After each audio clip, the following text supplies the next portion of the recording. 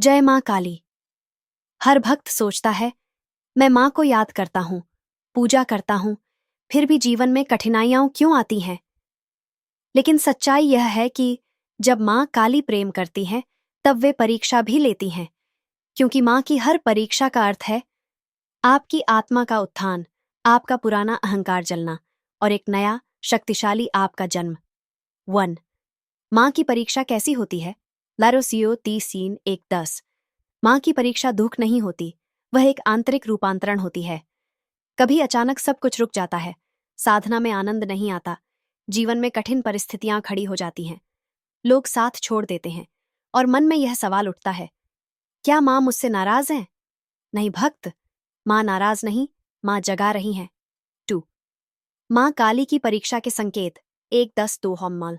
पहला संकेत, अचानक अकेलापन महसूस होना। माँ ये सिखाती हैं, निर्भर किसी पर नहीं, केवल मुझ पर रहो। दूसरा संकेत, साधना में रुकावट या ऊब।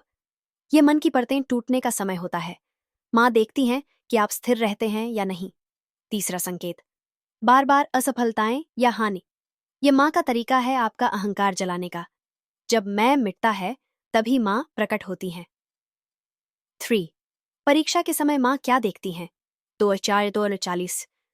माँ यह नहीं देखती कि आप कितनी बार गिरते हैं, वह देखती हैं कि आप हर बार उठते हैं या नहीं। वह देखती हैं कि दुख में भी आप उनका नाम लेते हैं या नहीं। परीक्षा का अर्थ दंड नहीं, यह विश्वास की परीक्षा है। चोर, इस समय क्या करना चाहिए? 2:40-3:23। 1. माँ का नाम हर स्थिति में लो। एयूएम क्रीं कालिकाय नमः। यह मंत्र अंधकार में दीपक है। 2. माँ से प्रश्न मत करो, केवल समर्पण करो। कहो, माँ, तू जो कर रही है वही मेरे भले के लिए है। 3.